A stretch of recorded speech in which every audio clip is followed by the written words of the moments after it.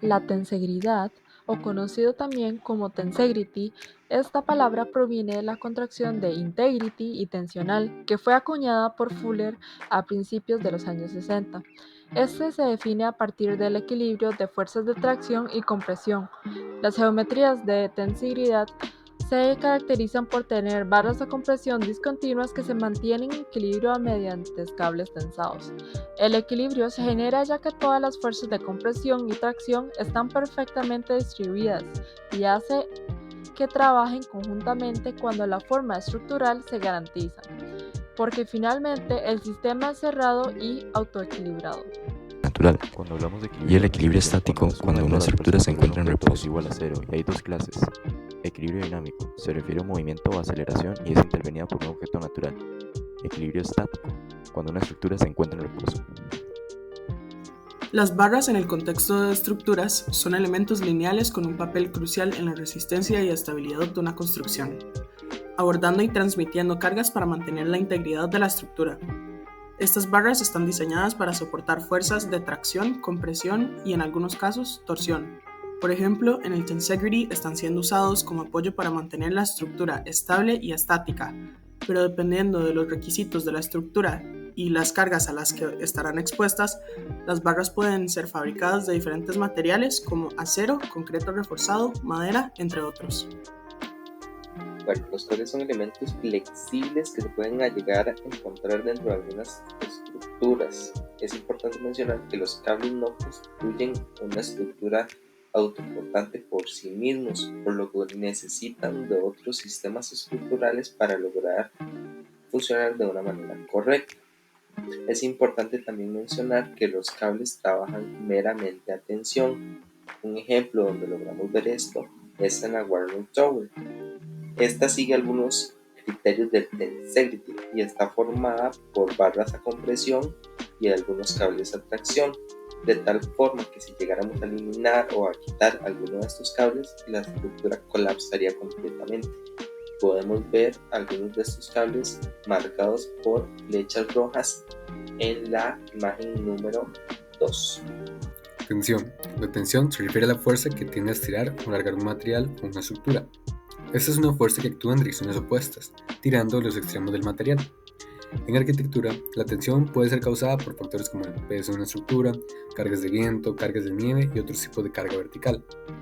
Para asegurar la estabilidad y la seguridad de una estructura, es importante que los materiales utilizados puedan resistir las fuerzas de tensión. Los materiales como el acero y el hormigón son excelentes para resistir esta tensión. Por otra parte, la tracción es un tipo específico de tensión también que actúa en una estructura de manera longitudinal, o sea, estirando el material. Es fundamental en elementos como vigas y cables, donde la carga se aplica en la dirección de su longitud. La tracción es importante en la arquitectura, ya que se utiliza en la construcción de puentes, cables de suspensión y otros elementos donde es esencial la resistencia a la tracción. Compresión. La compresión en arquitectura se refiere a una de las fuerzas fundamentales que actúan sobre los materiales de construcción y las estructuras. Esta fuerza se produce cuando se aplica una carga que tiende a aplastar o a acortar un material en la dirección en la que se le aplica la fuerza. En otras palabras, la compresión actúa para comprimir o reducir la longitud de un material o una estructura. La compresión es un concepto muy importante en la arquitectura y en la construcción, ya que estas funcionan como un soporte estructural, ya que por ejemplo, en el diseño de puentes o construcción de un edificio, los cimientos, columnas, pilares y muros experimentan cargas de compresión debido al peso de la estructura y las cargas verticales. Por esto, estos elementos deben ser capaces de resistir estas fuerzas de compresión, ya que esta depende de la estabilidad de la estructura. El pandeo es un fenómeno de inestabilidad elástica de la que se puede dar en elementos comprimidos esbeltos y se manifiesta por la aparición de desplazamientos importantes transversales a la dirección principal de compresión. En estructuras, este fenómeno aparece principalmente en pilares y columnas y se traduce a la aparición de una fricción adicional en el pilar de la cual se haya sometido a la acción de dos fuerzas axiales de cierta importancia. La aparición de fricción de pandeo limita severamente la resistencia de compresión de un pilar o cualquier tipo de pieza esbelta. Eventualmente, a partir de cierto valor de la carga axial de compresión, se le denomina carga crítica de pandeo y puede producirse una situación de inestabilidad elástica. Es así que se podría evolucionar a una deformación que aumentará produciendo tensiones adicionales que superarán la tensión de rotura, provocando la ruina del elemento estructural. Es así, del pandeo friccional ordinario también existe el pandeo torsional o inestabilidad elástica provocado por un momento torsor excesivo. Como fue dicho en la presentación del día 4 de la clase de estructuras, el término esfuerzos se refiere a la acumulación de fuerzas internas dentro de un elemento o componente estructural debido a las fuerzas externas que actúan sobre él. Es la transformación de las dimensiones y la configuración de un material que ocurre como consecuencia de la aplicación de las fuerzas o cargas externas. Algunos ejemplos de estos esfuerzos son tensión, compresión, flexión o pandeo, torsión y cortante. Yéndonos en lo general y lo más básico, una fuerza es un fenómeno físico que denota la intensidad de las interacciones entre objetos que está relacionada con la energía. Toda fuerza tiene una magnitud y una dirección que se denota con un vector. Las estructuras tienen la necesidad de soportar distintos tipos de fuerza que actúan sobre sus elementos componentes.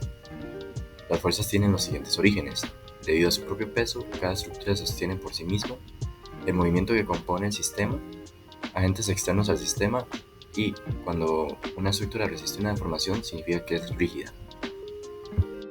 La elasticidad, cuando se habla dentro de la materia de la física, es una propiedad general de ciertos materiales de los cuerpos sólidos de ser deformados bajo una fuerza externa que actúa sobre ellos, para luego recuperar su forma original cuando dicha fuerza desaparece. A estos tipos de conductas se les conoce como deformaciones reversibles o memoria de forma.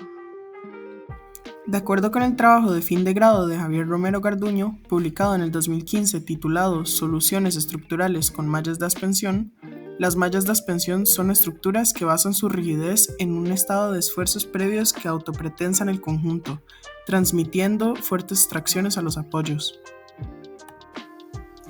Los arcos o aros a compresión son elementos rígidos dentro del tensegrity que funcionan a compresión. Esto quiere decir que se contraen o, en palabras más simples, se oprimen. Esto gracias a los esfuerzos que generan los cables que trabajan a tensión sobre el mismo. Dicho elemento lo podemos ver señalado de color rojo en la imagen número 1, esta del Estadio Atlético de Madrid en España. Los arcos o aros a tensión, al igual que los arcos o aros a compresión, son elementos rígidos que se encuentran en la estructura del tensegrity.